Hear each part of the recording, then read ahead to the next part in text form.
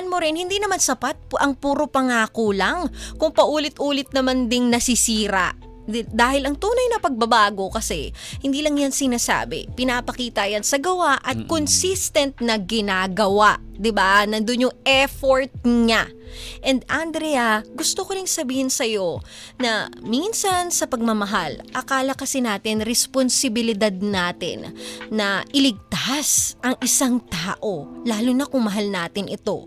Na kapag iniwan natin sila, parang, alam mo yun, parang pinabayaan na natin sila, parang ang sama-sama na natin. Pero ang totoo, may mga laban na sila lang talaga ang pwedeng lumaban.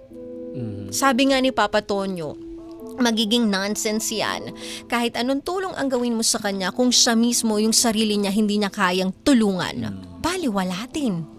At hindi mo kayang baguhin si Glenn kung siya mismo hindi pa handang baguhin ang kanyang sarili. Kahit gaano mo pa siya kamahal, kung hindi siya magdedesisyon para sa sarili niyang buhay, babalik at babalik lang kayo sa parehong problema. Pansinin mo yung may mga ganitong sitwasyon, nalunod na yung asawa nila sa masamang bisyo, paulit-ulit lang yung nangyayari. Titigil, babalik, titigil, babalik.